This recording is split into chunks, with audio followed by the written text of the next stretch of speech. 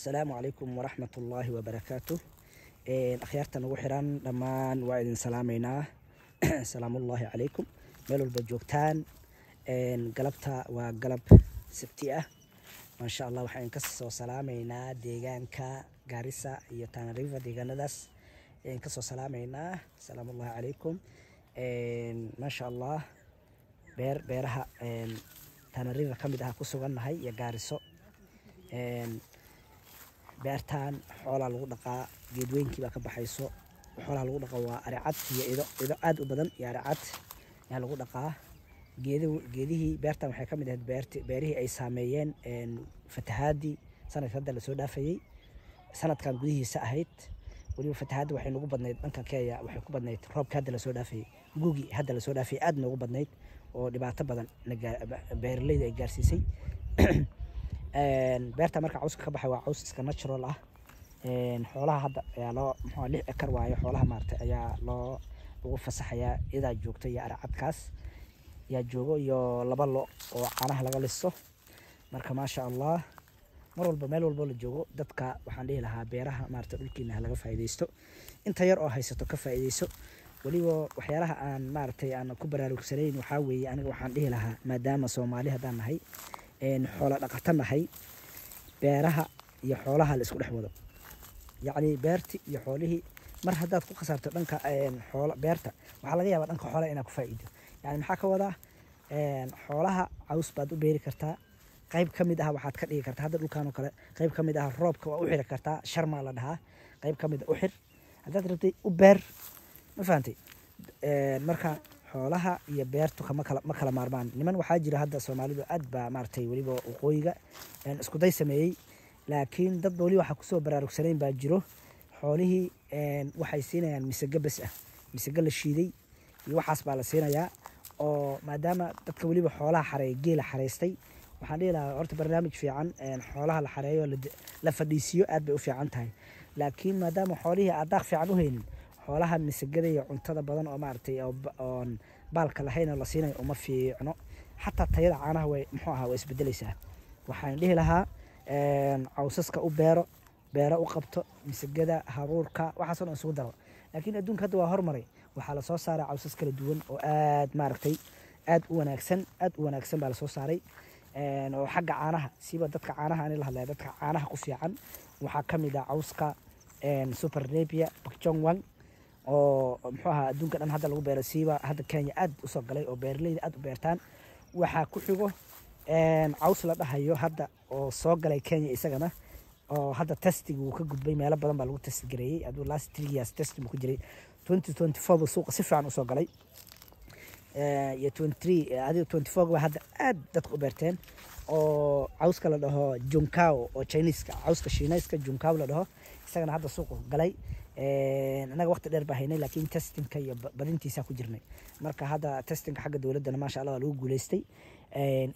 sababtoo wax markaad marketing gelinay waa inay dawladda pass gareysaa. marka Junkaogana asaga hadda ma sha Allah testingki way ka baxay. cawsaska aan ku sheegayna sida kan oo kale wadiin hadda kan waxaan waa qasab waaye caws baaha. cawsaska tayada leh oo caanaha badiyo cawsaska ayaga proteinkooda waxay gaarayaan ilaa 18 boqolkiiba 6%, 8%, 18%, 16 ilaa 18% u dhaxeeya. marka in cawsaska calafyada laga faa'iideysto waxa kale oo kamid ah cawska Siambasa ama Mombasa grass cawska la dhahayo. Mombasa grass aad ama panicam la dhaho. Arabaha aad u beerta panicam hadda taqaaniin oo isagana cawsaska ugu taya badan buu kamid yahay. panicam waxyaalaha cajiibka uu leeyahay waxaa kamid ah waliba dhul walba meel cusbale wax walba uu ka baxay sida kuwaan oo kale. laakiin waxyaalaha cajiibka uu yahay nooc walba dietka yani balance diet cunto walba marka la cunayo waa in horta ay isla egtahay balance nutritionka ay ku siinayso. qofka hadda marka la dhaho kale malnutrition oo kale qofka malnutrition yani cuntadii loogu talagalay buusan cunin. then qudaarta kala duwan markuu qofka cuno mirihi cuno oo qudaarta cagaareed cuno si fruitska cuno cuntada kala cuno baal kale markaas wuxuu noqonayaa qof balance diet cunay. xoolahana waa sidaas oo kale waxay u baahan yihiin caws balance diet la. cawska panicam wuxuu ka mid yahay cawsaska maarta balance diet-kooda aad u fiican yahay. waxaa ku xiga cawskan la dhahayo Mulatto Bracharia family yaa ku xigto. marka waxa kale oo ku xigo noocyada kale ee hadda sugar grace oo kale oo ku fiican waliba dhanka naaxinta iyo palm millet naaxintana way ku fiican yihiin maadaama uu sokor badan leeyahay sokor badan bay leeyihiin palm millet sidoo cawska la dhahayo sugar grace waa sida haruurku u baxaa waa mar dhanba in soo gudbin doona marka palm millet baa kamid ah ama nutrifeed cawska la dhahayo oo aad u fiican isagana 3 jeer oo kale ayaa marka aad jirto 3 jeer ay soo baxayaan laakiin cawsaska waqtiga dheer qaadanaya waa kan Shiinaha kan Thailandka oo Sparnapia Junkauga Chinese ay leeyihiin mulato panicamka cawsadaas oo dhan waa cawsada aadka u fiican oo aadka u tayo badan oo waqtiga dheer beertaada ku yaalayo alfalfa isagana iska fiican yahay xoolaha laakiin boqolkiiba 20 baa laga boqolkiiba 30 boqolkiiba 20 baa laga siiyaa sababtoo proteinka zaid ku badan xooluhu uma fiicna laftirkeed proteinka zaid laakiin waxa kale oo muxuu ahaa nutritionka loogu talagaluusan haysan laakiin qayb ku fiican yahay nutritionka marka cawska for example ninka beeraleyda qofka beeraleyda waxa laga rabaa balance nutritionka ama nafaqaadka xoolaha inuu isku muxuu ahaa isku jimeeyo for example oo kale beertaada haddaad dhahdo ani sugar grace bas beeraya ama alfa beeraya ama inaad dhahdo bracharia bas beeraya kuma anfacayso waxaa la rabaa cawsaska in aad qayb walba wax ka beerto qayb walba waxay ku fiican yihiin waa inay beertaada ka baxaan mulaatihi ka baxaan panicamki ka baxo uu ka baxo maxaa la dhihi jiray super napierka ka baxo kii Chinese ka baxo bracharia mulaatihi uu ka baxo alfa uu ka baxo marka nutritionkooda hadhow si aad u isticmaal lahayd waa isku qiin dareena ana waa in la soo wadaagi doona insha Allah si la isku daray intaas oo caws markaad beerto maxay ku fiican yihiin intaba mid qayb xoolaha naaxin rabtaa marka waa inaad balance adoo naaxinay inaad maartay aad siin karto u balance gareyn karto isku maartay dheelitiri karto yani balance dheed waxa ka wada inaad dheelitirto cawska aan nafaqaadka siinayso for example xoolaha laftirkooda isku mid ah xoolaha caanaha laga rabo nutrition qayb waxay u baahan yihiin dheelitir xagga proteinka in loo badiyo xagga proteinka in loo badiyo cawsaska u fiican see loo dheelitiri waa inaad dheelitirkaas la garanayo for example xoolaha dhalayo uurka lah iyo xoolaha maartay riman oo kale ayagu nafaqaad gooy u baahan yihiin xoolaha waxaas u baahan yihiin iyagu mostly xoolaha energy-ga iyo proteinka oo ya ku dhexaad u baahan yihiin for example xoolaha oo korayo kale waxa xoolaha waaweynka siinaysa kuwa yar ku hadda korayo iyo kuwa dhalayo ma siin kartid isku protein ma aha xoolaha yar-yarka xoolaha dhalay xoolaha maartay aan hadda maxaa riman ama xoolaha aan waxba lahayn mid walba wuxuu u baahan yahay for example xoolaha naaxin rabta maxaad siinaysaa marka xoolaha naaxin rabto cawska siinaysaa kuwa loogu talagalay reedkee loo siin karaa si loo isu dheelitiro reedkee u siinaysaa sidee u siinaysaa noocee u badinaysaa noocee u yaraynaysaa marka waxaasoo dhan insha Allah waan la soo wadaagi doonaa marka waxaa la inka rabaa in cawsaska kala duwan inaad beertaan habka u siin kartana mar dhanba in la soo wadaagaya cashirkaas oo kale qaybaha loo siinayo for example cawskaas intaas kaga soo goda kaas intaas